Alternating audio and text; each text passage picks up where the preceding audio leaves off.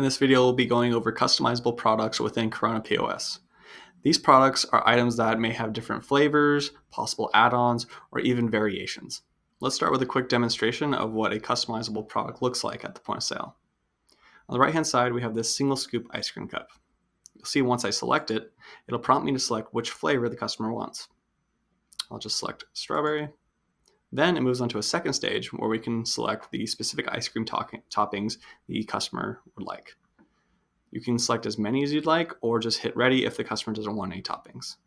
In this case, I'll just select chocolate syrup and marshmallows and then select ready. Over here on the left-hand side, you can see that there's the initial cost of the $3 of the single ice cream cup, followed by the selection of the flavor, which is no additional cost, and then the 50 cents each for the add-ons. Now let's go over how we created this product on the KORONA Studio. You'll see I have my single scoop ice cream cup here. I'm going to go ahead and double click that and take a look at the details in here. Everything looks relatively normal. We have the $3 cost in here. Once we scroll down, you'll see that we have this section that maybe you're not familiar with called subproducts. So there's a couple different options in the subproducts, but we'll want to pay attention to the add tag for selection option.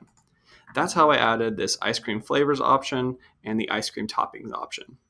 These are tags that are tagged to different products within my system, which are those options that you saw during the demonstration. So as you see here, there's a quantity column. So this quantity column determines if there should only ever be one selected in this phase, such as the ice cream flavors, because it's only a single scoop ice cream cup, so it should only be one ice cream cup flavor. And then there is ice cream toppings. This is set to 0. This means there's not necessarily a maximum. You can just select as many or as little as you'd want, and then select ready and move on to the next stage of the process. Now let's go over the subproducts that are designated with this ice cream flavor or ice cream toppings tag. If I go over to my other tab here, you'll see I have all of my products that have either the ice cream flavors tag or the ice cream toppings tag. So these top 3, of course, will be my ice cream flavors, and then the bottom 5 are going to be my ice cream toppings.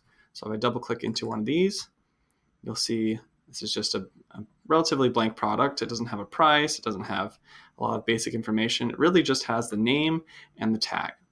This will allow me to have that distinction on the receipt when I'm selecting the flavor for the single cup ice cream.